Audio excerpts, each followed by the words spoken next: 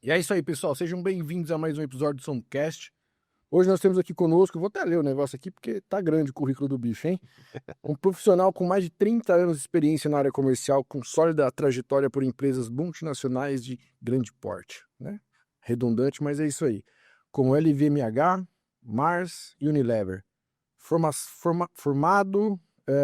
Bom, vou dar uma resumida aqui. Formação acadêmica inclui especializações em gestão de venda, marketing, brand, finanças e administração em instituições renomadas como ESPN, FGV, PUC do Rio Grande do Sul, FAAP, Embi Morumbi, atual diretor comercial do Grupo La Pastina. Gontijo Jordan Pinto. Eita, Que isso, coisa hein? linda. Puta, Gontijo, obrigado demais pela A nós, participação, cara. eu que agradeço a oportunidade de estar conversando aqui contigo hoje, falar um pouco da trajetória e dessa vida da gente aqui nesse mundo etílico, né? Um mundo bom demais, né? Uhum. Bom, antes da gente aprofundar aí no universo Gontijo, La Pastina, toda a Uhum. trajetória dele, só agradecer os nossos parceiros. Em Câneva, com uma charcutaria artesanal incrível. Só os porquinhos bem tratados, coisa fina. O cheiro disso aqui tá incrível. Espetáculo. Bom demais. Uhum. Agradecer também a Trig Uva, nosso parceiro que fornece vinhos aqui pros episódios. Somcast 10% de desconto. Acessa lá o site, o QR Code tá na tela. Tem o link também na descrição. Bora fortalecer nossos parceiros. E parceiro bom é isso, né? Que dá liberdade pra gente poder colocar outros vinhos aqui e ter uma conversa diferenciada. Ô, Tijo, eu vou. Geralmente, a gente começa com uma pergunta muito típica. Eu vou fazer ela, depois eu vou já pular pra tua trajetória profissional. Depois eu vou trazer o vinho um pouquinho mais a fundo lá na frente. Qual é a tua primeira lembrança com vinho, assim? Tem alguma coisa familiar? Porque eu sei, eu já vi um depoimento teu falando que a primeira vez que você bebeu vinho foi em 99 e você achou que estava estragado porque era um champanhe. Exatamente. Na realidade, assim, a minha lembrança disso, sim, obviamente que na juventude, ainda lá em Fortaleza, a gente bebia muito os vinhos Porre. sangue de boa da vida, né? Mas a principal que me marca principalmente pelo o efeito que isso ia ter na minha vida no futuro, né? Que foi esse momento com a minha irmã na virada do pseudo milênio, Milênio. né? Meu pai comprou 2 garrafas de Moët na época, nunca tinha tomado champanhe, né? Não foi nem vinho, mas champanhe especificamente. Acho que a gente devia tomar naquela época aqueles Peter Longo baratinho, ou então o vinho garrafa azul, Liebfraumilch, né? Que foi o must no passado, há 40 anos atrás, 30 anos atrás. E para mim marcou muito porque era muito seco, né, o champanhe, então a gente achou que estava estragado por causa disso, porque quando você pensa champanhe, você pensava o Guaraná champanhe. E isso dá um aspecto até do que é a realidade brasileira, né, porque eu já era executivo de empresa, já tinha condição de comprar algo mais refinado, mas não tinha a cultura do vinho. Do Eu vinho. não tinha a oportunidade ainda. E eu acho que um pouco do que a gente vive do universo do vinho é tão cheio de trick-trick, né? A gente acha... eu tenho um caso, o Rogério Salumi, que é o fundador da Wine, né? Que ele diz muito, uma palestra outro dia que eu vi com ele comentando que no Brasil, para você beber cerveja, você só precisa levantar o dedo. Para o vinho, quanto mais o ritual nós trazemos, mais a gente afasta as pessoas do consumo, né? Então isso é um pouco do que eu tento fazer como pensamento, até como profissional desse segmento, né? Eu tenho um exemplo muito legal que é o Comida de Boteco, vocês já ouviram falar, mas a gente começou a fazer isso com outra empresa que eu trabalhava, de trazer o espumante para a vida da pessoa no boteco, sem a taça específica, sem o balde e tal. Maravilhoso. E aí, pra você ter ideia, isso começou há uns 15 anos atrás, hoje em dia são patrocinadores, né? Espumante patrocina esse segmento. Então, acho que a gente tem que democratizar, por mais que o universo do vinho traga esse refinamento, esse conhecimento de cultura, viajar numa taça, a gente está tomando um vinho chileno aqui maravilhoso, te leva a querer conhecer o país, a conhecer a cultura de lá, ele também tem que se adequar à vida das pessoas, né? Ah, total. E, bom, então vamos voltar um pouco pro Gontijo, né? Uhum. Cearense, de Fortaleza mesmo. Como que foi essa mudança aqui para São Paulo?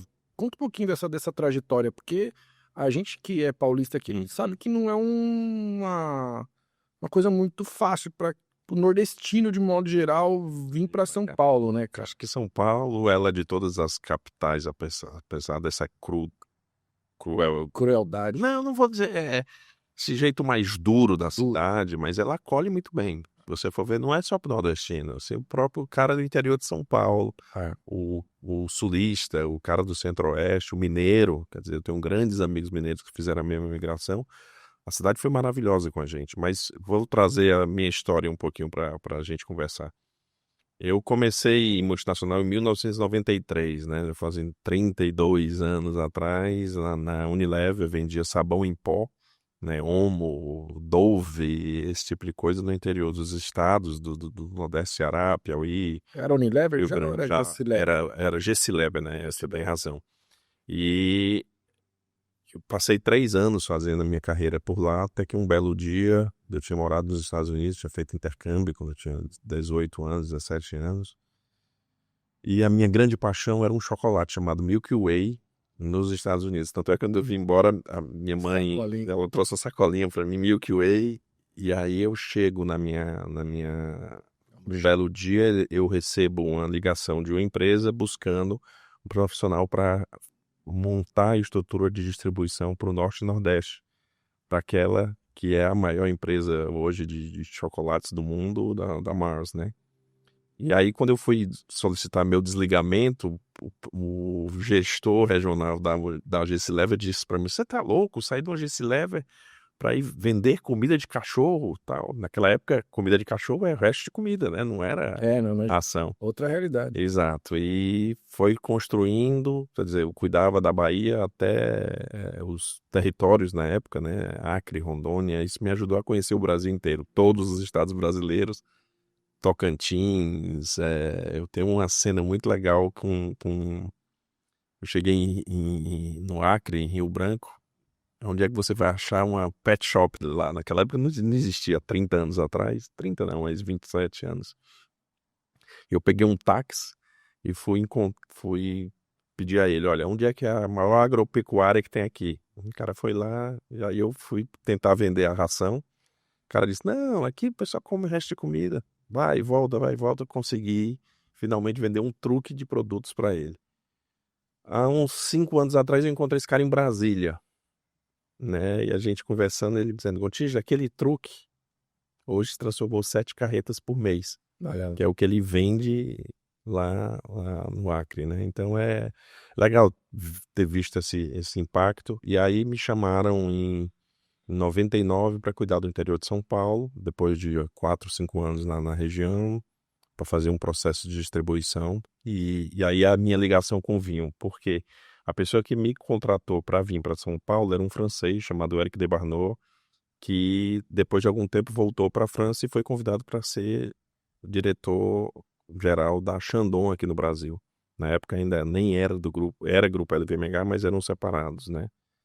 E ele, no processo de conversa comigo, ele disse, Gontijo, eu gostaria muito de ter uma pessoa no teu perfil. Eu disse, cara, eu não conheço vinho, não entendo de vinho. Aí ele virou para mim e disse, não, mas vender vinho aqui no Brasil é muito parecido com vender ração de cachorro. Eu, como assim? A venda da ração e do vinho, naquela época, era muito para empresas familiares, pouco organizadas, pequeno porte, bem pulverizados, e era uma venda prescritiva. E realmente você prescreve a ração e você prescreve o vinho, né? Então, o formato de venda. Tá aqui a fórmula.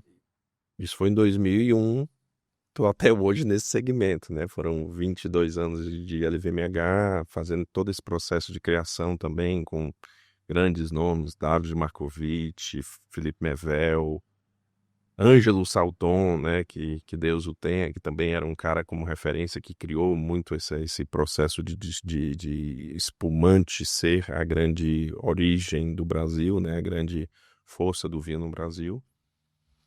E aí a gente foi construindo esse espaço, né? Foram 80 milhões de garrafas vendidas durante esse período, né? Lá, muito educativo, foi desafiador.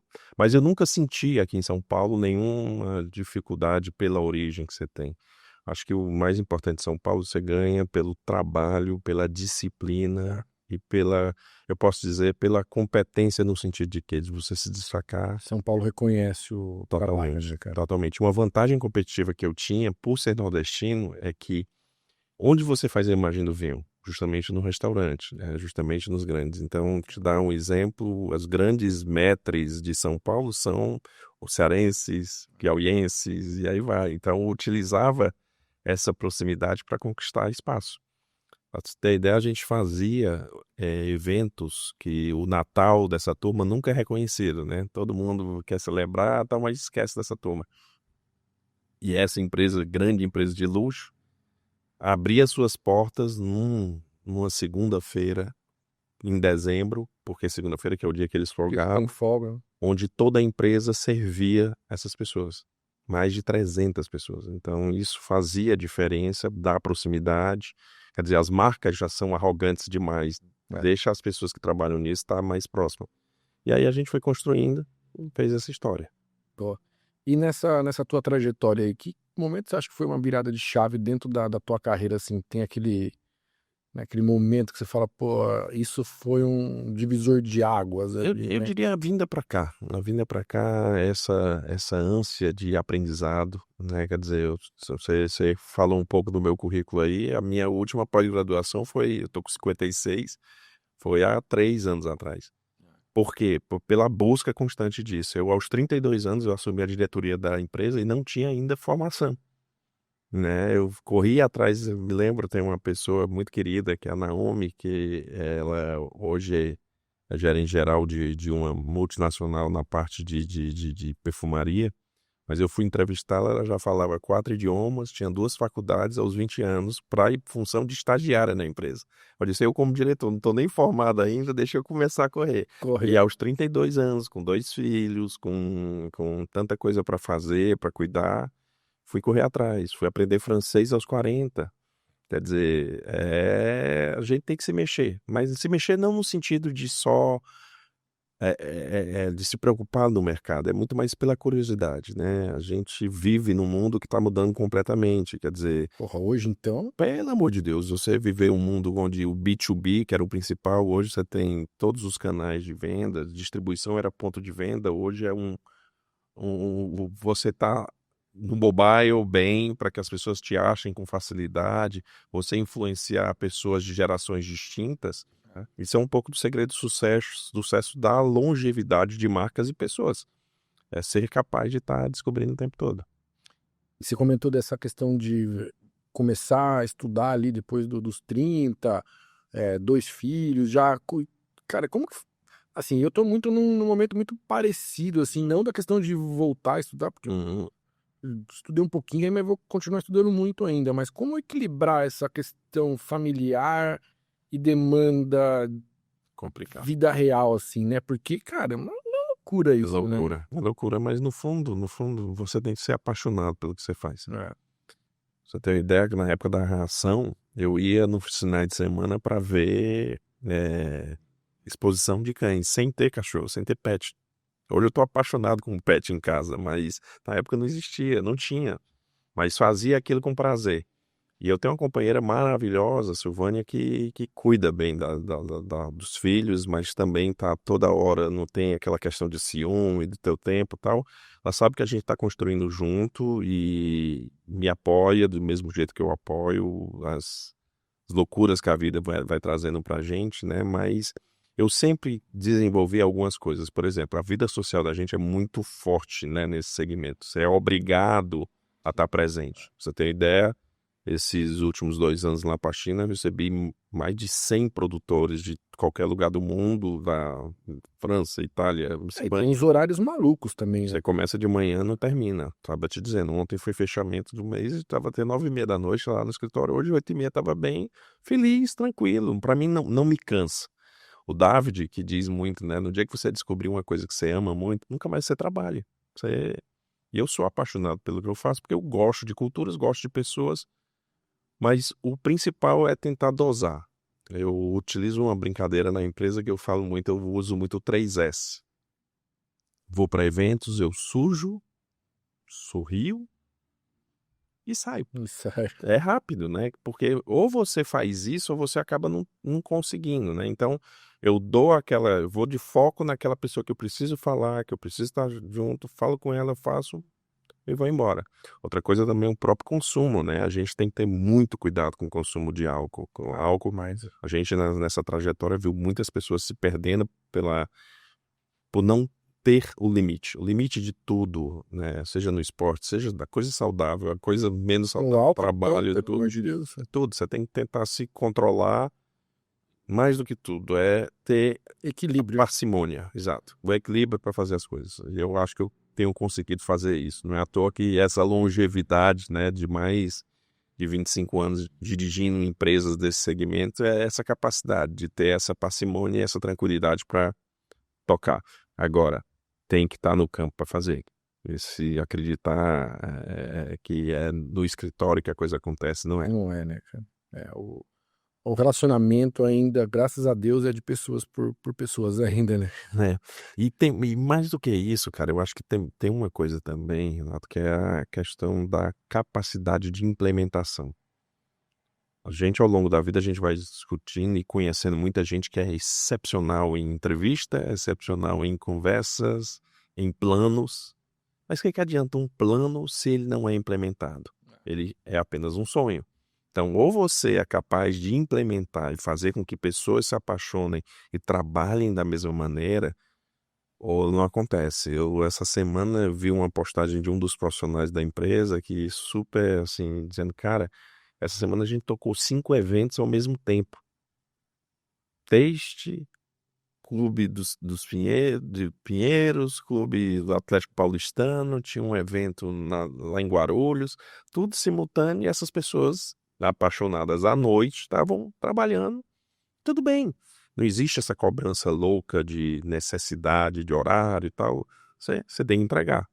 A gente precisa fazer isso, né? Precisa estar muito presente junto ao consumidor, pelo que a gente começou conversando.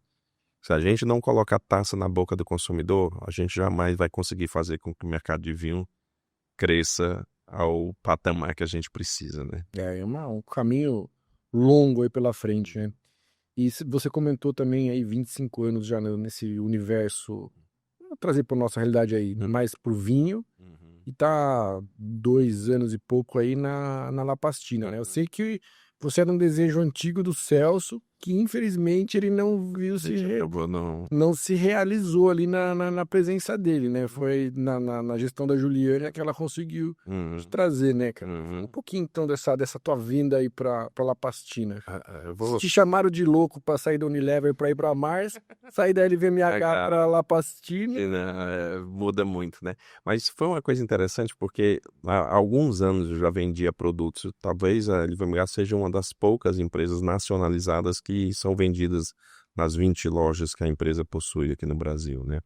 E eu fazia essa venda todos os anos, achava muito engraçado, porque eu sempre ia vender para o Celso, mas eu dizia, Celso, olha, tá aqui o pedido, tá aqui as condições, são essas e tal. Ele dizia, não, Gotijo, eu só fecho o pedido se você vier aqui.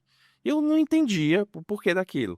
Mas o Celso era um gêniozinho, né? Ele ficava querendo saber o que estava acontecendo no mercado. Então, eu chegava, eram pedidos bastante vultuosos, em 15 minutos a gente fechava tudo, ficava 2, 3 horas, sempre na hora do almoço, naquela que é muito interessante a cultura lapastina, né? A cultura de trazer o melhor da mesa do mundo para a mesa do brasileiro. Você já teve em alguns eventos, seja na Casa Aberta, nos eventos que a gente traz, ele quer dividir com o consumidor isso. Então, a gente ficava conversando horas e horas e horas, ele me chamava e dizia, olha, Celso, não dá pra gente conversar. Um dia que eu sair, a gente conversa. E acabou acontecendo.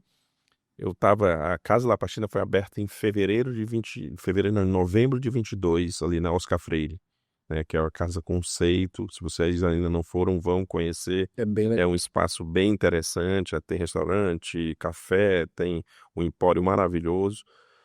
No dia da abertura, eu estava, na época, eu estava trabalhando na frente, que era um cowork, porque estava em reforma a LVMH lá, o espaço deles. E eu estava trabalhando ali, eu chego bem cedo, 8 horas, tal, estou chegando no escritório, aí eu vejo do outro lado da rua a Juliana sozinha, com um laço na frente do espaço, né? E aí fui pro outro lado da rua. Oi, Juliana, tudo bem? Tal, tal. Ah, estamos abrindo a loja hoje, parabéns, sucesso para você. E ela depois me disse, depois que eu falei com ela, eu saí, ela disse, esse cara ainda vai trabalhar comigo. Março do ano seguinte, eu saio da LVMH e tem sido muito interessante, cara. Renato, mais do que interessante, é revitalizante. Depois de 22 anos na mesma função, e a LVMH Moet Hennessy foi muito prazerosa. É uma empresa de marcas excepcionais, que dá para você dar um foco, porque elas trabalham com no máximo 18 marcas. Mas o que mais me trouxe para esse caminho, junto com o Grupo La Pastina, é que é uma empresa, são várias empresas dentro de uma empresa. Primeiro, a omnicanalidade. Ele vende a consumidor final, tem 20 lojas, tem e-commerce, tem toda essa parte de venda direta por telefone, que é muito forte dentro da empresa. Tem o B2B, mas sendo multiplicado por 3 vezes em termos de faturamento, do tamanho, e 10 vezes em termos da quantidade de pessoas. Hoje a gente tem 450 funcionários, eu acho que a Moet Hennessy tinha uns 60 funcionários no máximo. Então, é muita gente para você tratar, muito produtor, são 3.000 rótulos de vinhos, quer dizer, e essa variedade me fez conhecer muito mais. Essa curiosidade que eu estava te comentando, hoje eu posso dizer que eu sou um profissional muito mais completo em apenas 2 anos de convívio do que eu fui com 22 anos. E olha que por informações de ponta, tudo, mas essa multifaceta da empresa acaba fazendo com que eu voltei para o mundo de molhos, massas de alimentos, quitutes, esse tipo de coisa que a gente tem hoje dentro do portfólio, que eu tinha na Mars. O universo do vinho muito mais ampliado, de 18 marcas, são mais de 400 marcas, com produtores de origens distintas. Hoje eu sou capaz de fechar uma carta completa de um restaurante, Ah, imagino. que não era, né, antigamente. E da mesma força, você precisa fazer construção de marca, evento. A gente está Multiplicado por por muito N. aí. No fundo, a gente acaba sendo aquela coisa da parcimônia. Você não dá para estar em todo lugar e a gente delega muito, né? Os profissionais da empresa têm muito essa possibilidade de representação, né? Poucas empresas eu conheci que são tão preocupadas com a educação das pessoas. Cada produtor desse que vem é do treinamento, seja para loja, seja para equipe B2B. Quer dizer, é impressionante a quantidade de garrafas abertas que grandes vinhos, porque às vezes o pessoal, não, vou colocar pequenos produtos, tal. Entrada. Cara, você vai não, Pro Wine, vai num grande evento que a gente está participando, você tem grandes vinhos que a empresa e a família faz e divide, faz questão de dividir a qualidade, né? Quer dizer, o vinho não é porque você não tem a condição de pagar o vinho que você não pode conhecer a qualidade do vinho. A ABS, a gente tem parcerias imensas com a ABS, que é educação. Ecole, a gente recebe os clientes lá na empresa e faz treinamentos com professores da W7 top para esse pessoal. Ou seja, o que é isso? É dividir conhecimento. E você só consegue crescer dividindo. Eu ia te perguntar assim, pra você contar um pouco da estrutura da La Pastina hoje, para o pessoal conhecer um pouco mais, mas eu queria que você diferenciasse um pouco dessa questão de cultura de empresa, de uma multinacional com milhares de marcas famosas para um grupo familiar que não tem o certo, não tem o errado, são apenas maneiras diferentes de gestão, né? Eu vou te dizer que assim, são algumas. A diferença principal é o seguinte: as multinacionais elas são implementadoras. A estratégia ela não é traçada pela equipe local. Muitas vezes o pessoal fala, tem que ser estratégico, tal. Cara, a estratégia vem de fora, você implementa essa estratégia. Você falou de ser um bom implementador, né? É totalmente isso, porque Primeiro porque não dá, as estruturas de multinacional são muito mais rígidas e menores, né? São menos pessoas e cada vez mais, porque elas têm que... A pressão pelo lucro é incessante, então o custo aumenta o tempo todo, até Preço o de dia que... capital aberto e tal. É E outra... tudo, o cara olha pra ti, acho que você tá começando a ficar mais caro. Pode tocar, é questão. Um dissídio anual todo mês, todo ano aí, já era. E não só isso, né? O fato de você dar muito tempo, você tem anos espetaculares, anos médios, anos difíceis, os espetaculares você é reconhecido. E aí vai subindo, né? Isso acontece de um modo geral. Mas o principal, eu acho que a gente tem, uma coisa que me impressionou, por exemplo, no grupo La Pastina, é nível de informação. O nível de informação que tem lá, eu tenho mais do que eu tinha na LVMH. E olha que é referência. No meu nível de operação que eu tinha dentro aqui do Brasil, né? Nível de informação de CRM, estudo de mercado, esse tipo de coisa a gente tem mais. Porém, essa liberdade, e eu acho que é um pouco do estilo da presidente da empresa, que é a Juliana, que ela veio, tem 22 anos na empresa, e ela cuidou dessa parte de marketing da empresa. Então, ela valoriza muito o investimento no ponto de venda. É impressionante quanto a gente é capaz de investir, de estar... Junto ali, né? Não é só ser parceiro, é ativar. A gente teve um evento agora recentemente que eu tinha 4 sommeliers rodando o evento, dando cursos para as pessoas que estavam no evento. O evento de 15 mil pessoas, salas com 60, 70. Qual é a multinacional que tem capacidade de fazer isso? Com qualidade, sendo pessoas bem treinadas e capazes de implementar, né? Isso é mais fácil, tem a questão familiar, mas tem sido um prazer trabalhar lá, porque a liberdade é feita com responsabilidade, né? Tem tudo, a questão, isso aqui precisa de aprovação e tal, mas você está mais próximo, então você ganha agilidade. E esses dias eu estava conversando, vendo uma apresentação de uma determinada empresa que está se lançando no mercado, dizendo que as empresas, as importadoras não têm agilidade. Meu amigo, comparado com a multinacional, tem 1000 vezes mais agilidade, porque não precisa, o poder de decisão é muito próximo. Então isso é mais fácil de fazer em coisas que não dá para fazer porque não fecha a conta, né? Então a valorização também de cada real pela empresa familiar é maior, porque esse sentimento de dono, ele é intrínseco para todo mundo. É bem dividido isso, né? Então você está próximo do dono que conta cada detalhe, né? Peraí, ó, isso aqui é importante, eu tenho que diminuir isso aqui por causa disso. Não, às vezes numa multinacional, não estou dizendo que é assim na moeda nesse médio de um modo geral, você tem a verba, gasta a verba. Deixa eu gastar logo a verba aqui. Eles tirem. Isso não é sentimento de dono, né? Deixa eu trabalhar na regra do jogo que eu tenho. A empresa familiar, a diferença é essa, que o dono está muito próximo e ele conta cada centavo. Então, esse sentimento é muito dividido com todo mundo. E aqui não é nem o certo nem o errado. Maneiras diferentes de olhar o negócio.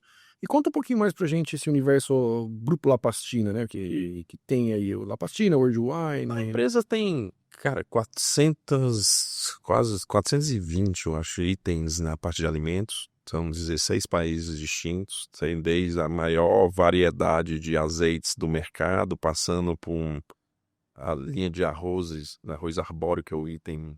Eu sou um consumidor. Ele que vende muito, tem azeite trufado, essa parte de trufas que está crescendo muito no mercado nacional. Você tem a parte de temperos, fora vinho, né? Vinho é um gigantesco. A gente acaba tendo a capacidade, é tanto item, você acaba tendo a capacidade de fazer segmentação. Tem uma segmentação específica para o B2B, que são os delicatessens, sacolões, supermercados, tal, e tem uma linha específica para o consumidor final, né? Que a gente acaba fazendo essa divisão e esse controle de portfólio que acaba nos ajudando, né? Você não atua só no topo da pirâmide, só na curva A de vendas.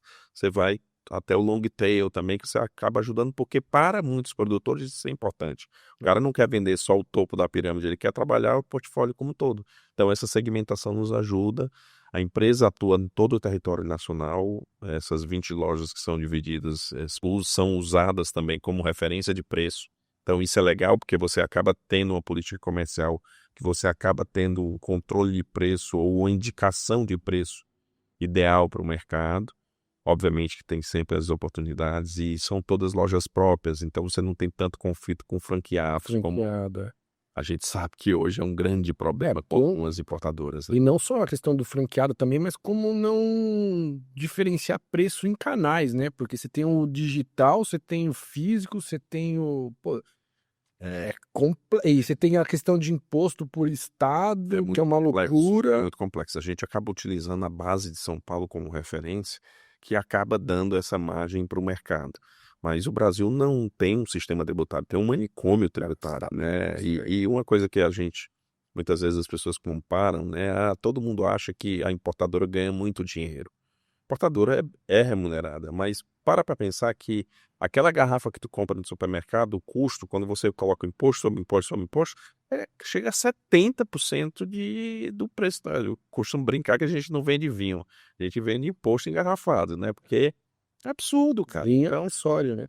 então acaba sendo um impacto muito forte que acaba limitando esse consumo também, né? As pessoas acabam fazendo comparativo. Fiz uma viagem, estava na Itália, custava tantos euros, o cara vai ver, tem 5 vezes mais. Mas 5 vezes porque 70% disso é o imposto que a gente paga como brasileiro, né? Então, Fora a taxa de câmbio, né? Que aí não vamos nem entrar no mérito. aí A flutuação maluca. exatamente. E fora o capital necessário, né? Se você for ver, pessoal, isso é absurdo, né?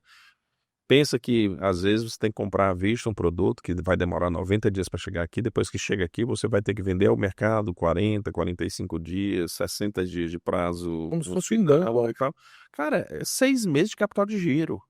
Uma loucura que a gente vive hoje. Imagina, uma empresa que fatura 10 milhões, ou uma empresa que fatura 100 milhões, alguns que faturam alguns centenas de milhões, né? E como é que você consegue? Né? Tem que estar muito forte. E isso é uma coisa que a gente está vendo no mercado de vinho agora. Tem muita gente sofrendo pela situação. O custo do dinheiro está altíssimo, né? O cara não tem capital para estar bancando. Manter a roda girando, né? Então, esse é um diferencial nosso. A gente geralmente cresce nesses momentos de crise por causa disso. Pela solidez da empresa, por tendo um portfólio completo. Tem algumas referências de mercado, Core, Ledemagô. Vou ficar aqui 2 horas falando de mais de 2.000 clientes que a gente atua diretamente no on-trade. Então, hoje a gente também está servindo, inclusive, de ponte para algumas empresas fazer o trabalho.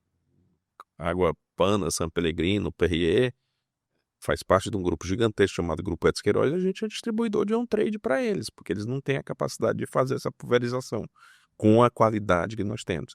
E o novo segmento que a gente está entrando agora de spirits, né?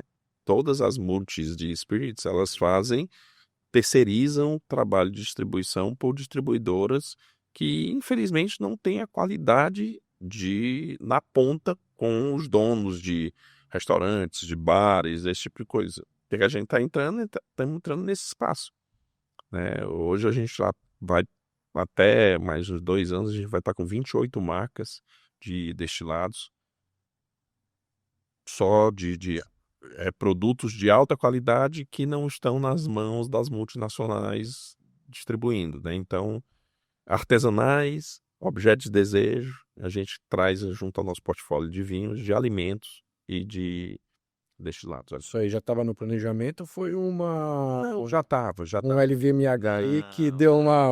Na realidade, o que eu acho que eu tenho contribuído é justamente nessa finesse da distribuição, né? Nessa busca de trazer a distribuição para fora de São Paulo. São Paulo é muito grande, é 35% do PIB, mas para muitas importadoras representa mais de 50% do negócio. Então, provavelmente. O bom gosto do Brasil, ele está espalhado, os 10% da população, ele está espalhado por todo lugar, né? Quer dizer, 10% mais rico. Então, tá no Macapá, tá em Tocantins. Semana passada eu estava na loja, chegou um casal super simpático, ali na Oscar Freire, o casal era de Roraima. Impressionado com a variedade de itens que tem. Por que eu não tenho isso lá em Roraima? Essas pessoas querem consumir. Elas precisam ter o acesso, né? Então, a gente está tentando fazer esse processo de distribuição. A empresa já tem mais de 400 clientes que distribuem nossas marcas espalhadas pelo país, e a ideia é crescer com isso, porque não tem mão, né? Não tem braços para ir em todo lugar. Então, o Brasil é um continente, né? Então, você vender daqui para entregar em Fortaleza são 3.000 quilômetros, são 10 dias de viagem e tal. Se eu tenho um distribuidor lá que pode fazer o trabalho, seja no interior da Bahia, seja onde você quiser, eu vou conseguir te entregar o produto, né? E começando por isso aqui. Ah, é. Isso aí muda tudo, né? A distribuição hoje é através do mobile. A pessoa pesquisa lá, compara preços lá, e aí por isso que é tão importante desse controle de omnicanalidade, né? De você ter um preço só para todas as áreas. Obviamente que você faz promoções, você faz ativações, tem conflito de canais? Tem, mas é muito mais fácil controlar isso com suas lojas próprias do que com o mercado. É, porque eu vejo muito. Uma coisa que eu vejo e eu critico muito é algumas marcas que têm franquias e vende online e não remunera a franquia no CEP do entorno. Uhum. Cara, eu acho isso uma loucura, assim. Eu jamais queria ser um franqueado dessa marca, cara. É complicado, né? Eu É acho. muito. Sabe o que é também, Renato? Eu acho que teve muito processo de os private equities entraram em todos os segmentos, muito vendendo É ilusão. ilusão e muitas vezes o dinheiro chama, o cara tá precisando de recurso agora, então vou Puxa, e aí vai, né? A gente está sofrendo muito isso no mercado de vinho. Teve muita gente que pensou que era, vou trazer para meus amigos ou vai ser um negócio que vai crescer. Cara, é muito trabalho, é muita dedicação. Construção de marca não é brincadeira. Você vê algumas marcas que a gente tem hoje, é impressionante como chegam alguns produtores dizendo, não, eu quero que você faça o trabalho com a minha marca que você fez com aquela marca. Aí, perfeito. Você está disposto a investir durante 10 anos, muito acima da média do mercado, colocando pessoas aqui para trabalhar, tal, a gente junto construindo, porque isso não tem. Todo mundo quer a solução de curto pra prazo, ontem, né? né? E isso não existe, principalmente no mercado de vinho. Te dá um exemplo para você abrir um cliente de on trade, onde você vai criar a marca hoje, tem todo um trabalho da criação da carta, convencimento, treinamento de brigada, investir capital, porque quer queira ou não, tem todo esse processo de você colocar o produto na mesa do cliente, tem que estar colocando no just in time, serve o horário, nunca faltar o produto, que isso também é um desafio absurdo, Uma loucura, né? né?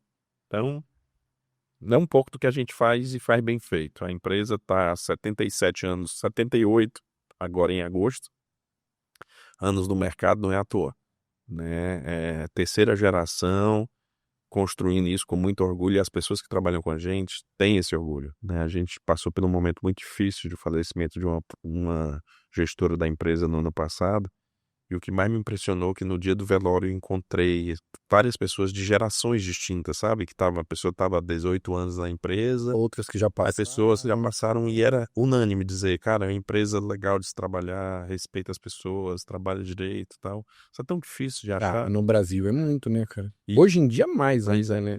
E isso é uma coisa que a gente preza muito lá, sabe? É tentar tratar as pessoas com respeito e criar um bom ambiente de trabalho. Pelo menos isso tem sido meu mantra, porque eu não sou capaz de entregar tudo. São as pessoas que trabalham lá que o fazem. Não, total. E é o que eu acabei de te dizer. Um evento bem tocado, uma venda bem feita, o negócio é aquele profissional. Se ele encontra respaldo atrás e vê, cara, estão aqui do meu lado, obviamente que tem os problemas, tem processos, tem coisas, a gente está evoluindo o tempo todo, né? Mas tecnologia, dedicação está à disposição É deles. que afinal ainda é um humano com outro humano ali. A relação ela é muito complexa, né? Por mais que tenha uma cultura muito definida, ainda são seres humanos, né, cara? E geração de expectativas, né? Sempre a expectativa do outro é a tua, então... Isso eu acho que é o que mais frustra, né? Total. E você tá falando você falou dessa questão dos espíritos, né? Com certeza isso é uma tendência mundial. No Brasil acho que é até um pouco mais. O Brasil sempre chega meio tarde as coisas aqui, né? O processo é um pouco mais devagar. Como se manter atualizado hoje no mercado, cara? Buscando informação. A empresa ela tem constante relações com feiras, com eventos, com os próprios produtores que aqui vêm. Quer dizer, essa conversa que a gente está tendo aqui, eu tenho uma vez por semana com produtores distintos. O cara veio da Itália, veio da Espanha, eles vão trocando e trazendo informação. Às vezes, também uma própria concentração entre as empresas. Grandes grupos estão cada vez mais comprando menores empresas, então aquele grupo comprou tal vinícola, porém ele está buscando agora trabalhar com vinhos, deixa eu dar um exemplo, sei lá, vinhos brancos e rosés, que é uma tendência mundial, vou trazer. Estou interessado em desenvolver agora brandings, por exemplo, tem uma grande parceira nossa, Gonzalez Bias, que tem um portfólio maravilhoso de vinhos, mas também tem de brands, tem de whisky, o Nomad, que vai passando, faz parte do nosso portfólio. Então a gente vai trazendo esse portfólio que é sucesso em outros países para o Brasil. Mas uma coisa que a gente tem notado é que também está se regionalizando muito, sabe? Assim, acho que o último sucesso que foi lá fora, que chegou por último aqui, foi Gin. A Gin já faz 5, 6 anos, 7 anos que já está evoluindo, né? Aí se fala muito da tequila. Tequila até agora não aconteceu, já está decaindo em alguns países. Quer dizer, aí tem o que a gente está fazendo é tentar se adequar a pedido do mercado, né? O que o mercado está pedindo, a gente ser capaz de suprir. Boa.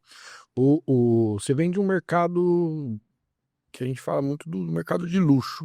E ele é muito focado também em experiência de cliente, né? Como que você consegue trazer essa ideia da experiência exclusiva do cliente ali pro universo do vinho, assim? É a mesma, não é a mesma. Principalmente pelo que a gente fala. Essa semana nós tivemos um evento de uma das vinícolas que a gente representa, Gazon, na exposição do Andy Roll. O que é que tem a arte com vinho? Tudo a ver. Tudo a ver, O que é que tem a música com vinho? Então, as experiências enogastronômicas, elas estão indo mais para isso. Menos o produto e mais o sentir. Sensorial. Exatamente. Tem um evento que vai acontecer agora, aqui perto em São Paulo, Hierro Papa, ali em São Roque, que é o churrasco Carne de chão com marcas espetaculares. Então, você faz essa associação. Eu acho que o mercado de luxo, cada vez mais, ele vive da experiência e menos o produto. Então, você ser capaz de levar para aquela região uma experiência diferenciada. O vinho ajuda porque ele é convivial, né? É a questão, até para abrir uma garrafa, tá aqui, nós dois estamos tomando 2 taças e tal, podemos conversar horas e horas, e é o mais gastronômico de todas as bebidas, então isso tudo facilita o dia a dia da gente, sabe? Esse processo de experiência, e a gente está buscando cada vez menos usar aquele formato do jantar harmonizado, que de 3 horas as pessoas têm menos tempo, as pessoas querem a coisa mais rápida, comem menos, né? Isso também é uma tendência que a gente está vendo, então ela se preocupa mais com saúde. Então, se você for ver do portfólio, nosso portfólio em termos de orgânicos, biodinâmicos, eu não me arrisco, não. Eu te diria que é o maior do mercado. Mas isso já era algo que o Celso, junto com a Juliana, já olhavam lá atrás. Quer dizer, os grandes produtores da França, a gente já trabalha aqui. Pacalé, você pega a parte de Gerard Bertrand, já está no dia a dia da gente. Seja Chapoutier, você vai para Rossim de Portugal. Quer dizer, a gente está trabalhando cada vez melhor isso. Então, a ideia é trazer para a mesa do brasileiro. Mas o brasileiro, assim, como percepção do produto de luxo? Você acha que ele mudou, assim, Tá mudando. Tá mudando, Tá mudando, né? Mais uma vez, é menos produto. Eu acho que a ostentação em excesso que nós vivemos talvez nos 2000, né? Das baladas, com foguinho, com negócio. Eu acho que é muito ligado hoje a pertencimento. As pessoas querem pertencer a um grupo, pertencer a uma área. Não vão longe. Fazenda Boa Vista, os milhões que estão sendo cobrados ali, por quê? Porque eles querem pertencer a um grupo de uma maneira. Clã, né? É um clã, mas esses pequenos clãs não são. Tem Fazenda Boa Vista, tem Terra de São José, tem Baronesa, tem Tupéva, tem. vai se separando. As pessoas querem viver mais, querem ter mais tempo para elas, e nada melhor do que você ser capaz de suprir isso, né? Outro dia eu estava discutindo justamente sobre o fluxo de lojas, como convencer. O maior luxo das pessoas hoje é tempo. Esse sentimento de finitude que a gente conversou fora do ar aqui um pouco, é isso. Então, se você pode dar isso para o consumidor, e principalmente pensando em empresas de distribuição, de como entregar isso a ele, é o futuro. É o futuro. E está mudando cada vez mais, até porque o brasileiro é um dos povos que mais viajam pelo mundo. Então, está se vendo isso no mundo todo, está se buscando roteiros alternativos, porque os grandes roteiros do mundo estão... Você está vendo o que está acontecendo com Barcelona, com parte da Itália, com Paris, que as pessoas estão tratando mal os turistas, porque não aguenta mais aquele fluxo absurdo. As pessoas estão diversificando. E diversificar é no interior do Brasil, no litoral do Brasil, você vai encontrar grandes experiências hoje.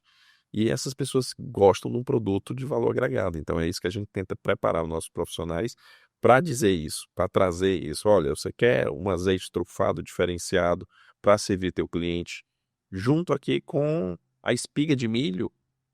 Na nossa rua ali, na casa do Weber, tem um cara vendendo milho e ele tem um azeite trufado se você quiser. Vem da farmácia lá? Aí, ó. Dá uma olhada, tem sal do Himalaia lá, ele te oferece, ele te cobra, mas dá uma olhada. Presta atenção. Então, às vezes eu compro a espiga só cozida e levo para finalizar em casa. Essa semana eu tive uma experiência com um cliente, eu não vou dizer o nome, mas, cara, eu jamais pensei que o cara estava se preocupando com qualidade. O cara fez uma degustação comigo de trufa, pasta de trufa negra ou trufa branca, com mostarda Dijon, num croissant que ele está querendo trazer. O ponto de venda tem mais de 300 pontos no Brasil. E o cara não, Gontijo, o consumidor está querendo essa experiência gourmet. Ele só precisa encontrar alguém que seja capaz de trazer para a realidade dele isso. Então, contem com a gente para fazer. Então é menos o produto e mais a experiência total. Trazer uma experiência para um pequeno... Tem um Sideways, que tem não sei se tu já assistiu esse filme, que tem um cara anda com uma garrafa de Cheval Blanc para cima e para baixo, de 80 e pouco, 60 e pouco, que ele quer tomar num grande momento, tal. Ele entra numa depressão na vida dele em determinado momento, que ele vai, entra, compra um hambúrguer e come com hambúrguer. É você que faz o teu momento, né? Então a gente tem produtos para poder abastecer isso. Se eu for capaz de ter esses produtos disponíveis ao consumidor, essa vai ser minha função de abastecer o luxo. Muito bom. E vamos aproveitar um pouco essa tua trajetória aí nesses 25 anos. Como você vê a mudança do perfil do consumidor brasileiro nesses 25 anos? Porque eu acho que deve ter tido várias mudanças, né? Não dá para traduzir em uma frase só. Tem uma coisa que só me deixa um pouco frustrado, é a questão do consumo per capita, né? Eu esperava que a gente viesse a consumir mais. Mas é nítida a migração. Cara, eu me lembro, as primeiras vezes em 2001, 2002, eu ia num ponto de venda e encontrava, era Salton, Chandon, Miolo e Jorge Albert de espumante. Era o que tinha. Vinho era Valmont argentino, tinha algumas coisas de alguns países, tal, poucas a variedade. Hoje a gente teve esse salto de exposição de marca, existem mais de 30 mil rótulos de vinho hoje no Brasil. A gente pulou para a variedade mais rápido do que a capacidade de trazer novos consumidores. Pré-pandemia, acho que era o segundo maior volume de variedade no mundo, né? Hoje tem... Eu acho que é um pouco ligado também a essas mais de 1.000 importadoras que tem milhares. É porque todo mundo achou que não, E isso aconteceu muito na pandemia, né? O pessoal, todo mundo, é tendência, agora vamos. Mas o que eu acho que tá acontecendo é um processo de busca cada vez mais de qualidade. As pessoas estão bebendo menos e melhor. E aí não é só aplicado a vinho, tá? Em álcool, de um modo geral. E aí, de um modo geral, dos consumos o mercado Brasil, quando a gente olha que 10%, 1% mais rico da população, uma pessoa mais... a renda é de 20 mil reais, é complicado, né? Se você pensar que 20 mil reais é o rico no Brasil, Se fosse há 20 anos atrás, tudo bem. Hoje em dia, 20 mil... É isso que eu tô dizendo, não é... Mas isso é imposto de renda. Dá uma olhada nisso, o imposto de renda diz isso, essa informação. Não, isso é muito louco, cara. Então, Eu odeio ficar olhando esses gráficos de pirâmide que pira um pouco a cabeça. mas é que são coisas que aí você vê como é que essas pessoas vão buscar a informação no custo que a gente tem. Basicamente é o seguinte, são hobbies e é tudo um demento. Então, se você gosta de vinho, você vai explorar o vinho ao extremo. Ah, você gosta de dorama coreano, você vai explorar o dorama coreano. Então, as pessoas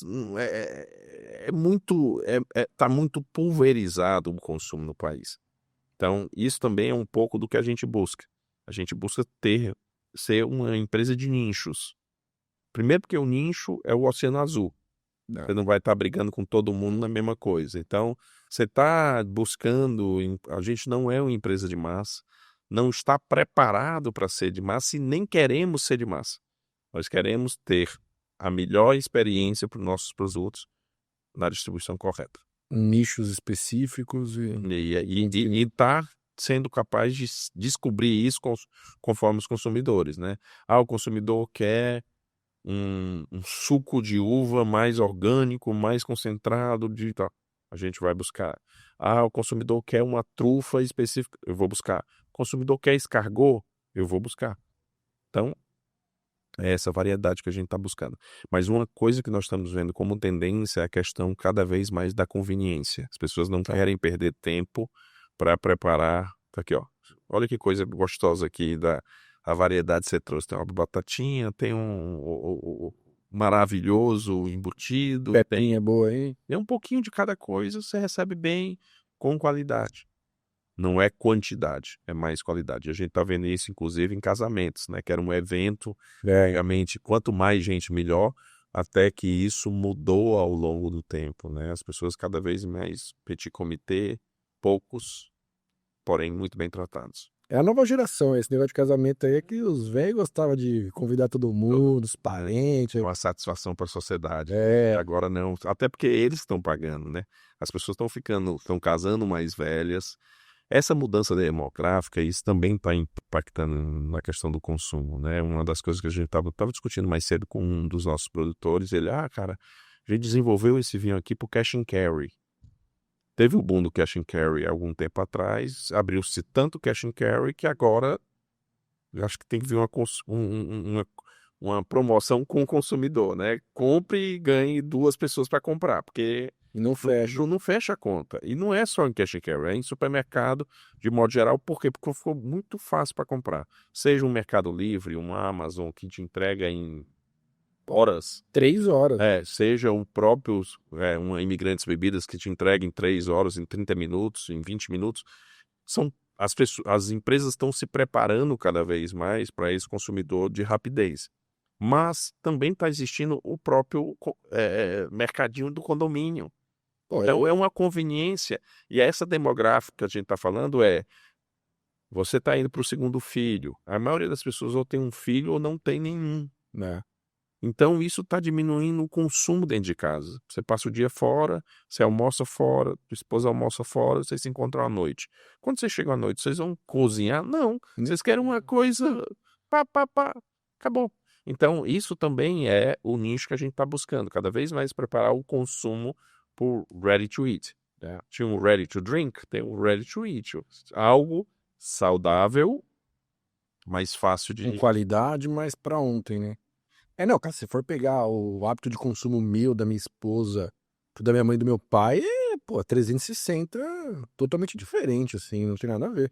Eu ainda tenho o privilégio de tomar café da manhã com a minha esposa e pelo menos umas 4 vezes a semana eu almoço com ela, porque ela tem muito home office, então a gente consegue casar, mas eu sei que é luxo e não é... 99% dos brasileiros não tem essa oportunidade, né? Essa semana. Mas mesmo assim a gente não conseguia, tá? Ano passado eu tirei uma foto no aniversário de 60 anos de casamento dos meus pais. E aí foi toda a família junta e tal. Cara, impressionante. Aqueles dois nasceram 25 pessoas, né? Os 4 filhos, esposas, netos, e aí... E aí a gente foi pro Bisneto, só tem um.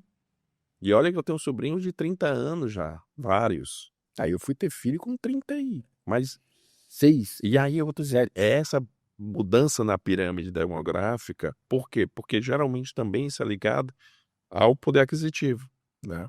Quanto mais instruído e melhor financeiramente, as famílias são menores. E aí é menos consumo, porém de melhor qualidade. Sair você e sua esposa, vocês vão tomar um bom vinho, vão para um bom restaurante, vão fazer uma boa viagem e tal. É isso. O cara que tem 4, 5 filhos, não dá para fazer isso, né? Então, é essa mudança que aconteceu. Então, cada vez mais a gente está buscando isso em termos de qualidade. Mais uma vez, é uma empresa de nicho e é isso que a gente quer para o nosso futuro. E como é que é? Você comentou também da questão do... que deixa muito chateado a questão de não ter aumentado o consumo per capita. Como fazer isso, cara? Parte disso também limitador é o valor dos produtos, né? Assim, as pessoas elas querem ter valor no produto, elas não querem se sentir roubadas. Então, tem esse fator, tem um fator da questão da força da cerveja no Brasil, o lobby de nível de imposto, de divulgação, de volume de investimento é muito maior. Você quer fazer uma experiência de um festival, você não consegue porque os caras compram tudo, né? Então não dá. É trabalho de formiguinha. Por isso que eu estou te dizendo que tem que ser feito formiguinha para todo mundo junto fazer isso a longo prazo. Eu acho que essa questão que você comentou da experiência, o storytelling, né? Criar uma narrativa em cima da... É um caminho muito bom, mas eu acho que o que vai fazer um grande boom, assim, acho que pro mercado brasileiro, é a questão do enoturismo, cara. Mas que também as vinícolas, principalmente as vinícolas de investimento, não acabem com essa experiência, né? Porque você tem uma faca de dois gumes ali. Ao mesmo tempo que isso pode trazer o consumidor, pode espantar. Tem um fator que eu acho que eu vou te dizer, assim, sucesso de uma das nossas marcas, Garzon. Garzon é um sucesso gigantesco, porque ela recebe 45 mil pessoas todos os anos lá, para experiência. Acho que é 60% da exportação de vinhos do Uruguai lá é eles, né, cara? É louco. São gigantescos, mas eles daí do começo acharam isso. Vai na França, as grandes maisons de champanhe recebem o quarto a nação que eles mais recebem é brasileiros. Aí você vai no Chile, é brasileiro. Ou seja, isso está sendo feito, as pessoas estão buscando. Quem viaja acaba tendo essa experiência. Mas eu acho que ela tem que ser mais democrática, não demográfica, democrática. É aí que eu falei da faca de dois gumes, que a gente tá perdendo a mão em algumas coisas aqui no Brasil, né? Começa a querer cobrar demais, as pessoas não vão. E eu acho que o maior desafio é justamente trazer para aquele cara de classe média, que quer ser 5, 6 mil reais, cara, é para mim. Porque quando você começa a criar muitas trick-tricks... voltando pro começo da tua fala lá. O cara, eu não sei o que é que eu tô bebendo. Daí, bebe. Vou trazer pro cara que você entrevistou aqui, né? O melhor vinho é o nosso querido Cabral. Porra, é aquele que você gosta, né? E o Cabral, ele tem uma influência muito grande no Brasil, não por causa do conhecimento dele, que é uma sumidade, mas pela força de trabalho que esse cara formou no Brasil. Assim, os Cabraizinhos, que eram conhecidos, hoje estão espalhados como executivos de várias empresas no país. Saíram do nada ali, da periferia. Não, que foram buscando, estão trazendo pessoas para isso. Então é isso, é do simples para chegar lá e não achar que ao topo, só para o topo da pirâmide. Primeiro que não tem, você vai concorrer com o mundo. As pessoas não é só aqui, o cara vai querer viajar, vai querer ir para fora, tal. Então tem que tentar construir para o cara. Quem fazia isso muito bem é a Miolo. Miolo recebia as pessoas lá no Miolo, eram excursões. Você pagava 20, 30 reais para poder... Ele olhava isso como uma maneira, não, cara, eu preciso fazer minha marca conhecida, não é ganhar dinheiro com esse negócio. O problema é que a mão de obra está muito cara no Brasil, né? É muito complicado você. Então, aí para você manter as pessoas, tem que pagar mais, tem que cobrar mais. Mas a visitação tem que ser olhada como um investimento de marketing, não um negócio só. Mas e quando a pessoa cria vinícola que o enoturismo é o produto, né? Complicado. Aí, assim, eu viajei recentemente, assim, cara, temos bons vinhos saindo aqui em São Paulo, tem muita coisa interessante, sul de Minas ali, mas o pessoal tá errando drasticamente na precificação, cara. Tá muito. Então, é porque eles não estão fazendo uma vinícola da forma tradicional, eles estão focando no turismo e eles já querem. Pô, a vinícola, quanto tempo demora pra vinícola ver dinheiro, cara? Às vezes nem vê, né? É investimento a longo prazo. Então, e o pessoal já tá pensando num curto prazo, só que não tem qualidade porque eles estão cobrando assim, sabe? Tipo, Esse é o grande desafio aqui no Brasil, é justamente essa estabilidade de qualidade. Você tem safras muito boas e não necessariamente outras. Por isso que o espumante tem essa vantagem competitiva, né? Mas eu te diria que, assim, isso afasta ainda mais o consumidor, né? Quanto mais você precifica, pior vai ficando. não, eu tenho certeza, assim, o pessoal, principalmente essa experiência no turístico, o pessoal tá errando muito a mão, cara, em diversificação, tá muito desproporcional. Eles têm que ter um pouco da noção de que eles estão começando, né? Porque tem um e outro, né? Os doidos de concurso internacional, né? Os loucos pra caçar as medalhas aí e aumentar preço, né, cara? Que isso vai, porque medalha hoje todo mundo tem, né? Vai aparecer aqueles rótulos de cachaça que tem 87 medalhas, você não consegue nem ver o nome do. A pessoa tem que se identificar com a marca. Identificar com a marca é viver pro habitat dela. Então, o dia que a gente conseguir, na Vila Madalena, ter as pessoas bebendo vinho num copo normal, aí eu acredito que a gente vai estar aumentando o consumo no Brasil. Copo normal, por quê? Porque tem, obviamente, que o vinho tem seu ritual, mas ele é o meio, não o fim. Tá? Tem pessoas que se preocupam mais na taça, no negócio, do que o vinho. Eu não vou entrar nesse mérito aí, porque eu acho que aí a gente tem uma dificuldade gigantesca de vários sentidos. Você vai num bar da Vila Madalena lá e eu vou falar por mim, eu vou, aí você vai pedir um vinho, aí tem um vinho que você sabe quanto custa, a 150 pau, o vinho vem avinagrado, aí você, pô, aí você vai distanciar demais, cara, demais. Não é nem o copo o problema, porque tem o Riedel, o que criou essa taça maravilhosa, criou a taça sem a haste, né? E, pô, perfeito, vai lá um copinho só sem a haste, tal, funcional, mas não é esse o problema. Acho que o problema tá no mercado em si, assim, sabe? As pessoas acabam colocando margens muito altas para. É o desafio que a gente tem, meu amigo. É talvez os bares de vinho serem mais democráticos. Mas eu tô falando democrático não é no sentido de só servir produto barato. Não, as pessoas vão evoluir. Pra todo mundo, né? Tem um bar, cara, chamado Saída de Emergência. Não sei se tu conhece ali. Eu já ouvi. Eu acho que ele tá fazendo o caminho certo, porque ele tá fazendo a questão das comidinhas. Tem um bar, mas que tem uma variedade de vinhos acessíveis, mas e aí cada um tá funcionando muito bem. Isso indo nessa linha também, uma coisa que eu fico puto é quando você vai num restaurante e o vinho é a partir de 200 pau. Ah, meu amigo, pô, É complicado. dá pra você ter uma carta um pouco mais interessante, né? A grande dificuldade disso é que, à medida que o tempo vai passando, eu vou te dizer, não é só no Brasil, tá? No mundo todo, a marcação é 2,5 a 3 vezes o valor do vinho. Então. É serviço, porque é uma coisa que a gente ainda tem mão de obra. Eu tô dizendo ainda tem, mas hoje a maior dificuldade hoje de restaurante para continuar crescendo é mão de obra. Não tem pessoas que estão dispostas a trabalhar sexta, sábado, domingo, feriado, direto.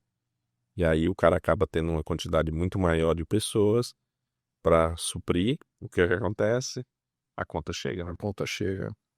E o novo consumidor? Como a gente vai chegar nesse novo consumidor, público mais jovem? Porque eu acho que essa é a grande chave aí para a indústria, né? Eu te diria que é um desafio não só para a indústria de vinho. O consumo de álcool tá diminuindo. Muita gente está falando que é questão de saúde. Eu, infelizmente, não concordo tanto, porque parte disso eu acho que tem ligação da liberação de maconha de um modo geral no mundo. Hoje, maconha, você acaba fumando. Os Estados Unidos, o consumo de vinho lá caiu por causa da liberação de maconha. Você vê cada vez mais para a nova geração o acesso às drogas, seja maconha, seja sintética, Criativa, né? mas tá muito fácil. Tem outro fator, o pessoal se preocupa muito com cocaína, mas tem a droga sintética que invadiu o mundo de um jeito absurdo. Mas que cocaína hoje em dia você fala muito pouco, né? Agora, sintético é muito mais, né? Ansiolíticos é um problema seríssimo hoje para essa nova geração. E a questão, acho que também tem um pouco da exposição. As pessoas têm medo de exposição, né? Na nossa juventude a gente fazia errava, ninguém via. Hoje, 2 segundos depois, você está sendo Crucificado, cancelado para trazer pro. né? Então, acho que vai ser um desafio, cara. É um desafio, mas eu acredito também que as pessoas estão esperando demais dessa nova geração, porque nós não bebíamos vinhos até os nossos 20 anos de idade. Eu não bebi até meus 30. Existem bebidas conforme faixa etárias, né? Então, ao longo da vida, você vai evoluindo e escolhendo melhor aquilo que você bebe.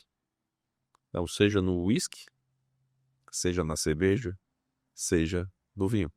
Então, eu não estou entrando muito nessa questão, por que que o consumo de vinho está diminuindo? O consumo de vinho está diminuindo porque a variedade hoje é absurda. É absurda. As pessoas não são só as famílias italianas eram no mingauzinho que você colocava com água ou vinho, desde pequenininho você já ia, e aí você vai bebendo ao longo do tempo. O cara na Itália ia lá pra lavoura, ele levava 1 litro de vinho para beber enquanto trabalhava. À noite, hoje você não está tendo mais isso, né? Então, e a pirâmide demográfica, as pessoas estão vivendo, tem menos jovens nascendo, então a gente vai se adequar um pouco a isso. Você vai aqui para os nossos vizinhos hermanos aqui, o grande concorrente do vinho numa certa época foi a Coca-Cola, quando abriu o mercado. Olha aí. Então, assim, é uma loucura, né? Eu ainda acho que é muito mimimi. A gente vive muito numa coisa de bolha. A gente vive muito a ideia que, pelo menos a gente aqui em São Paulo, a informação, não sei o quê, eu acho que essa tendência de que o jovem vai beber menos, eu acho que é uma coisa muito complicada aqui no Brasil. Tá muito novo, ainda é muito novo, as pessoas vão evoluir ao longo do tempo. Porque eu acho que a gente tem que tentar trabalhar mais se adequar aos formatos. Você tem opção para todo mundo. Exatamente. Por exemplo, uma coisa que a gente está vendo nitidamente, as pessoas estão buscando mais vinhos, menos alcoolizados, mais frutados. Então, é uma coisa que explodiu no consumo do Brasil primitivo. Low carb, sei lá o quê. Eu acho que vai ter nichos para tudo, né? Easy to drink e ter um portfólio para atender a todo mundo. Então, por isso que a gente está diversificando como empresa. Eles que se virem, né? É isso, e é nítido, Renato, como tá mudando. Grandes sucessos de venda em 5 anos, cara, Evapora. A rapidez desse movimento tá sendo...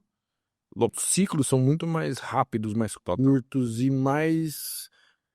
a queda é muito rápida, né? Você não vê, o negócio não vai assim, vai caindo. O negócio é assim, ó, pum. E uma coisa, né? A vantagem de uma empresa familiar, às vezes, é que ela é mais rapidamente, ela se adapta melhor, porque o poder de decisão está mais perto Às vezes uma estrutura fica esperando, vamos tomar a decisão, vamos. Eu vivi isso com uma determinada empresa, né? Que era, vamos lançar a gin. Passou-se 6 anos para tomar a decisão de lançar a gin. Quando tomou a decisão de lançar Perdeu o barco, o gin já estava... Então, ainda. Doido isso, né, cara? Rapidez. E principalmente agora, assim, se toma decisão, tem que ser... E testar e aprender, não deu certo, ok. Microteste, né? Você pega O pessoal fazia muito isso na região de Curitiba ali, que era uma região que usava muito pra testar e tal. Precisa ter essa agilidade, né? Sabe uma coisa, Renato? Eu acho que até que pro mundo digital as pessoas se acostumaram que você teste e não deu certo, ok, tchau. Essa nova geração tá mais aberta. E o medo de errar, que a minha geração viveu muito, de você tinha que ser perfeito, agora tá normal. Errei. Vamos. Não, o podcast, isso aqui é a margem do erro, a margem do improviso, sei lá, outro dia eu abri uma garrafa de vinho, derrubei vinho aqui, limpei ao vivo. Não, ao vivo não, porque é gravado, mas assim, a gente não edita nada, a gente tá tudo na íntegra, a proximidade, né? Acho que é isso que Trazer o lado humano, né, as cara? pessoas querem, né, cara? Ninguém é robô. Querem se sentir confortáveis. Até nesse mundo de inteligência artificial que a gente vai viver daqui pra frente. Puta, cara, isso aí é uma... Dá uma dor de cabeça grande pra gente. É isso, pra mim, acho que é uma das mudanças mais disruptivas que a gente vai tá vivenciando agora, mas acho que a gente não chegou no auge nem... Mas vai mudar. Mas vai ser tipo uma coisa muito equiparada com sei lá, a escrita. Vai ser uma mudança muito... que vai mudar a forma do cérebro funcionar, cara. Eu tava vendo esse negócio de comunicação esses dias, tava vendo que um dos Super Bowl lá nos Estados Unidos tem as propagandas, são milhões de dólares que se investe e tal. Uma delas foi feita com uma empresa com $2.000. O cara, pai, e foi uma das mais, não foi a mais, mas foi uma das mais, cara, gastou milhões de dólares pra fazer um negócio, então em tudo vai ser mais prático, vai. Vamos ver. Eu espero que eles não comecem a querer fazer fake vinho, né? Tem aí já uns vinhos no mercado que a inteligência artificial falou a quantidade de... Tem aí uns negócios aí. Mas tem muita coisa, né, cara? O pessoal aproveita também o marketing, né? Vai na onda, né? A essência humana, eu acho que ela jamais vai deixar de existir. É o que eu falo. Sentimento, o negócio. A criatividade, a loucura, tudo. Eu acho que eu uso muito inteligência artificial, mas eu uso para agilizar processo, não para criar. Eu uso para organizar volumes de informação. Aí eu uso pra cacete mesmo. Eu uso muito no meu dia a dia. Eu tenho uma aba lá, fica aberto o meu... Cara, eu tenho duas inteligências. Uma que eu uso para volume de dados e uma outra para execução de tarefas automáticas que me trazem informação. Mas é para facilitar, não é para criar por você, né, cara? Eu acho que isso nunca vai... A inteligência artificial vai ter o feeling, o senso de loucura, de ter uma atitude. E, cara, isso não vai ter nunca, cara. Vamos ver o que é que vai acontecer, né? Essa é a angústia que a gente vive hoje em dia, né? Que talvez nossos pais viveram quando a internet começou mais forte, a questão a quantidade de informação que a gente Nossos recebe. pais até um pouco antes ali, né? As fábricas, né? Os robôs vão acabar com a... Vamos ver o que é que vai acontecer. Essa é uma opção, né? Uma palestra no TED, a discussão era justamente essa, porque existem algumas funções que sempre existiam, pessoas que tinham maior dificuldade, é normal, tem as pessoas que são mais aptas para uma coisa ou para outra. Tinha agricultura numa determinada época, depois tinha um chão de fábrica, depois tinha um serviço básico, e agora que esse serviço básico, o que a gente vai fazer com essa mão de obra? Onde vai se conseguir dar emprego para todo mundo, tal? Esse é um desafio também que a gente tem que pensar, né? Eu vi acho que foi no TED também, de uma pessoa que programa inteligência artificial, falando que, resumindo, o filho dele gostava de ver muito pôr do sol, e a inteligência artificial facilitou a vida do cara, porque o horário que ele estava no pôr do sol ali onde ele mora, ele tinha que produzir conteúdo para poder subir no site naquele horário, e a IA estava fazendo todo aquele trabalho que ele tinha que fazer naquele horário, e ele podia aproveitar o pôr do sol com o filho dele, cara. Então, assim, eu acho que é saber como utilizar, né, cara? Sempre nessa linha. A grande questão felizmente, o mundo tá cheio de gente que não quer saber utilizar, ele quer utilizar para o outro lado, né? Isso é... Desafios, estamos filosofando agora, né? O vinho tá começando a fazer efeito. Então a gente não tomou nem 3 dedinhos da garrafa aí. Vai ter muita coisa ainda. E, Gotídio, aproveitando aí um pouquinho da tua experiência, como que você faz uma análise da pandemia, cara? Porque, assim, pra mim foi um salto de galinha, né? Pum. Para vinho, especificamente, aí vamos trazer para outra pessoa. A vinho era a droga permitida, né? Porque você viver dentro de casa, todos nós ficamos presos, e aí a gente traz para o mundo dos condomínios que eram supostamente bem controlados. Você tinha gente fazendo festa diariamente, né? E não se controlava nada. Então, a garrafa de vinho, ela foi o caminho para solucionar, para as pessoas estarem, cara, todo dia todo preso, mas eu consigo almoçar com uma taça, consigo jantar para fazer a coisa ficar mais leve, né? no final de semana não podia sair, ou não podia viajar, então era uma discussão, inclusive, que a gente estava tendo hoje no almoço, falando por que o ano de 2021 e 2022 foram tão bons para o mercado de vinho. Foi isso. Isso é nítido. As pessoas voltam para a vida normal e tal. É. Agora, a variação é interessante também, até para tudo que é em excesso, é aquilo que a gente estava falando, né? Essa parcimônia, a gente precisava disso, porque teve gente que virou alcoólatra, né? Então, não dá para achar que o consumo era natural. As pessoas vivem normalmente, viajam, tem reunião de trabalho, tem, sei lá, momento do esporte, momento... Não tinha, né? Você tava preso. Eu Mas moro precisava fora da minha. contar em algum lugar, né, cara? Você tinha que pegar um elevador para descer, você tava Ó. mais máscara e tal. Pegava a compra, assim, e outra, aí mais um paralelo, bolhas, né? A nossa realidade aqui, quem pode ficar em casa, porque a massa, Nossa. pô, trenzão, né, bicho? Né? Todo mundo É. dividindo um negócio para se virar, né? É. Eu vou te dizer uma coisa, cara, acho que o que a gente viveu, a gente ainda tá sofrendo um pouco do impacto. A indústria de luxo tá sofrendo absurdamente agora. Isso aconteceu logo depois da quebra da bolsa, aconteceu depois da Segunda Guerra Mundial, na Guerra do Vietnã. As pessoas descobrem que não vão morrer, né? Não vão morrer de qualquer maneira, tal, mas não tem aquela consumo desesperado, tal. Então é vida normal. Então essa parcimônia também faz, é só levar a vida mais tranquila. Acho que é o que faz a gente desenvolver. Esse mercado ele vai crescer no dia que as pessoas olharem o vinho como parte do dia a dia delas. É um alimento, não vamos trazer. Mas duvido que a gente vá conseguir chegar. Eu tô há 25 anos nesse mercado e não consegui chegar os dois. Passados 5. Posso estar 25 anos, você não viu soltar nenhum ponto aí. Complicado. Mas o que aconteceu é o seguinte, esses 2 litros per capita, metade disso antigamente era 70%. Agora já é metade. É vinho de mesa, cara.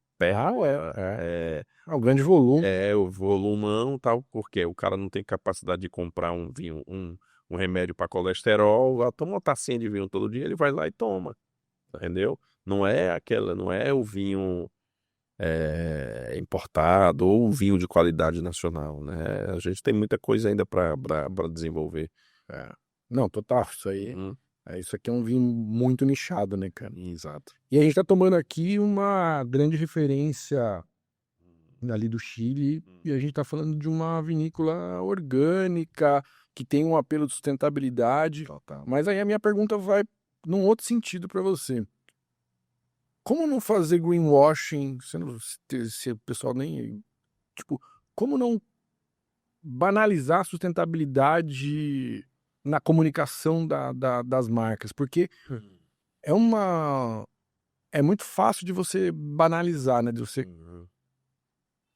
Eu acho que assim, cara, vai do que a pessoa quiser consumir, né? Eu acho que assim, tem pessoas que buscam o orgânico, não vamos longe. Tinha uma feirinha ali na rua da gente, que a gente mora, que dizia que era tudo orgânico. Descobriram que o cara tava comprando lá no CEAGESP e dizendo que era orgânico. As feirinhas de frente do prédio ali? Obviamente. Por isso que saiu.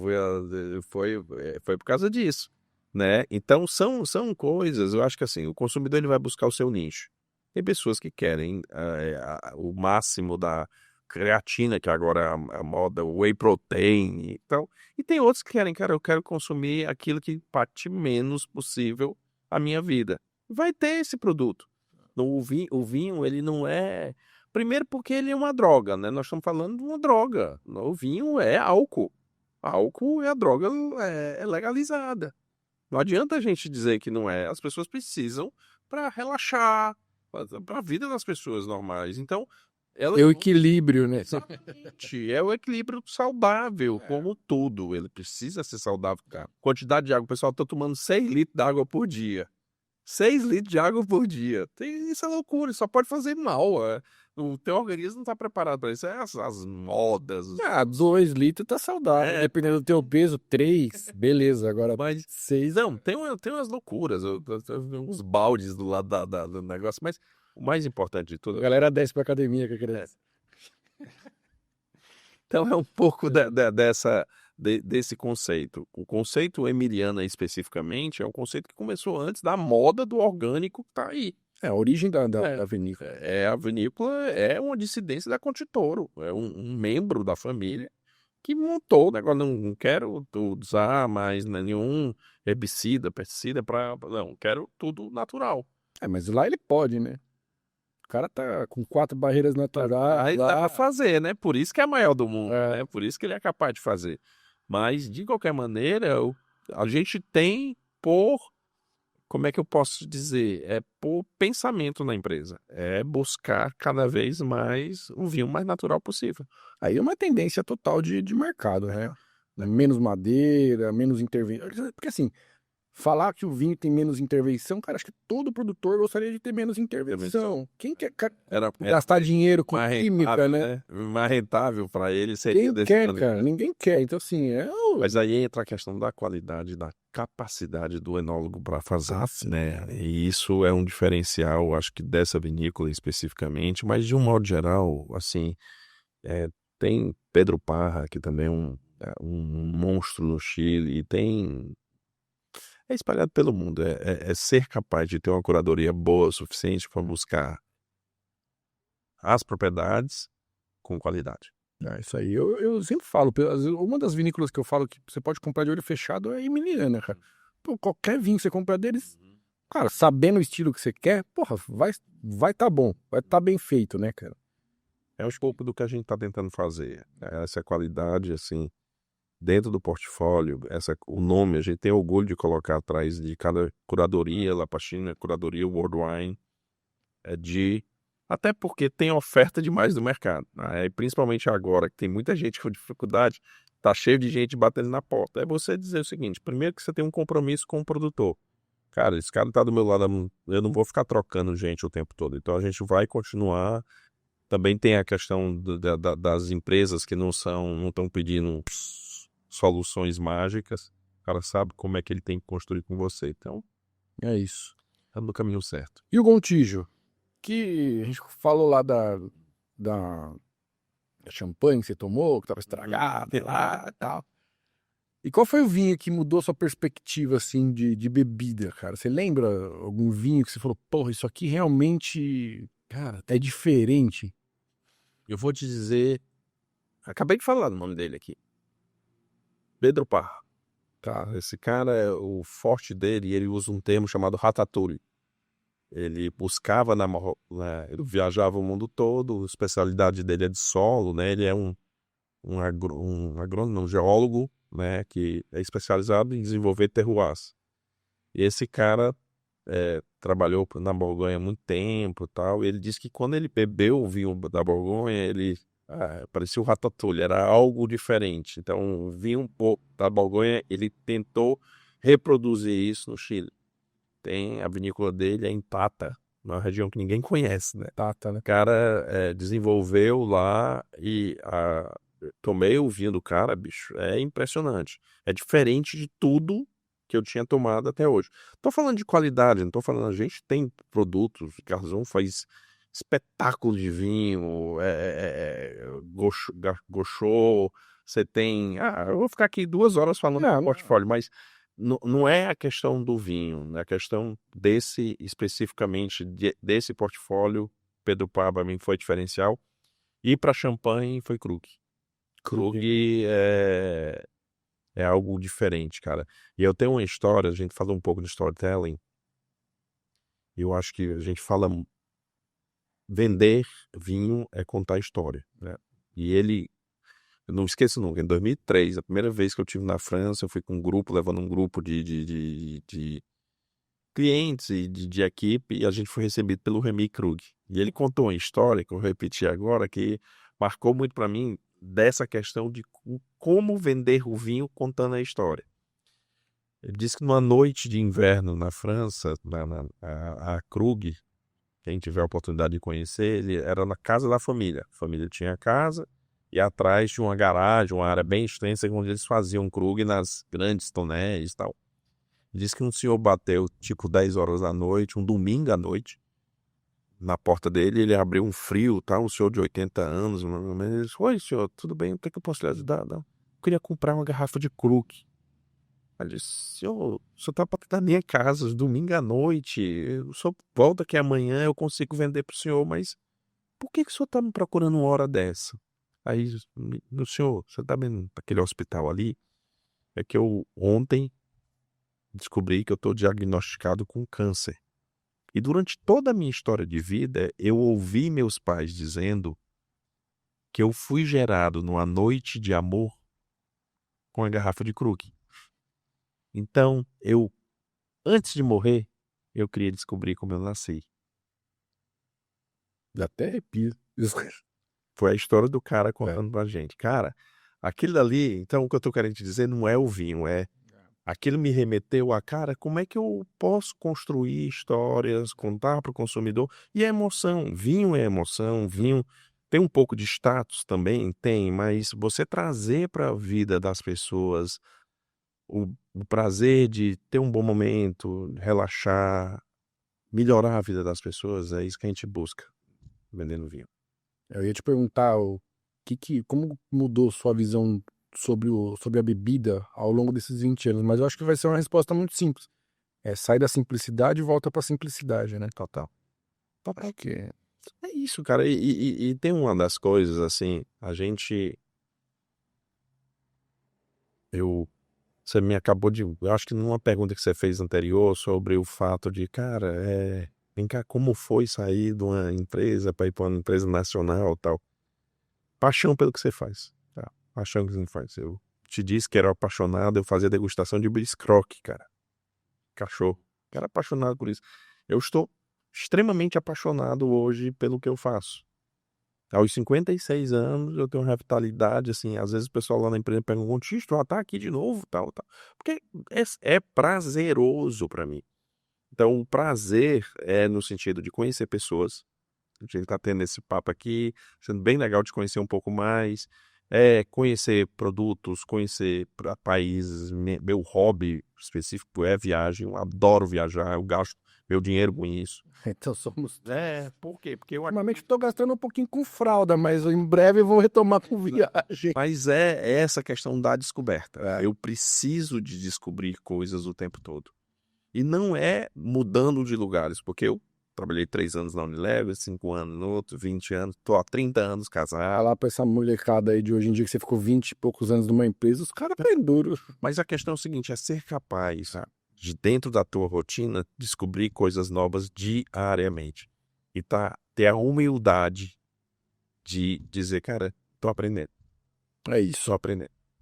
E aquele que acha que sabe muita coisa, eu vivo dizendo isso para amigos meus que quando a gente bebe um pouco mais, entende um pouco mais, né? Vende e tal. Os amigos te chamam amanhã, eu vou para uma degustação com 6 amigos jogadores que gostam de futebol, jogadores de pôquer, querem entender um pouco mais de vinho, eu vou fazer lá na casa da Pastina com eles. Eu tô há 25 anos no mercado. Se eu tivesse bebido um vinho diferente a cada ano, a cada dia desses 25 anos, eu teria bebido 8.700 vinhos. Tem 30 mil no Brasil. Então, no dia que alguém disser que conhece de vinho pra você, ela tá mentindo. Eu sempre falo, é uma frase clássica. Se a pessoa fala que sabe que conhece, sai correndo. Então, é ter a humildade de estar aberta a descobrir o tempo todo. Por isso que a gente degusta tanto, a gente conhece tanto, tá sempre... E é um pouco do perfil, né? Que mudou um pouco o perfil do destilado e do champanhe é muito marca. E do vinho é diversidade, é conhecer, é explorar. Então, por isso que eu me identifico tanto. Até mais do que eu me identificava antes. É um universo apaixonante, né, cara? Quando viajar na taça. E viaja na taça, gosta de viajar, tá tudo muito interligado, né, cara? E dessas viagens aí que você já fez pelo mundão, em quais o vinho entrou profundamente? Tem muita coisa. Chile tem muita coisa. França, não preciso te dizer, né, quantas oportunidades eu tive. Fiz uma viagem agora que foi bastante interessante por Rioja, Sevilha ali, Jerez também, tem muita que é González Bias, foi interessante. Portugal, Douro, belíssimo. É o Douro. Eu te diria o seguinte, cara, cada um tem sua peculiaridade, né? Cada região, Napa Valley, tem Mendoza, tem Uruguai, descobriu o que esses caras fizeram ali. Uruguai aqui do lado, mas Pelo amor de Deus. os caras são ruins de marketing, mas de resto são bem... Mas tem situação da Serra Gaúcha também que foi espetacular. Eu te diria o seguinte, assim, o melhor lugar é a próxima viagem. Next. Vai ser sempre isso. Eu quero conhecer, até meu último suspiro é querer conhecer coisas novas, pessoas novas, vivências novas. Aí eu tô muito alinhado contigo nessa. E pra gente matar aí, encerrar com chave de ouro, o que não falta na adega do Gontijo? Memórias. Boa. Sabe por quê? Porque, assim, uma das coisas que eu acho mais triste é o que nesses 25 anos eu escuto constantemente. Você pode avaliar a adega do meu marido, a adega do meu tio, a adega do meu avô, Isso é foda. que guardou para um momento especial e nunca chegou? A minha adega tem 8 garrafas. Às vezes tem 12, porque eu aperto mais um pouquinho.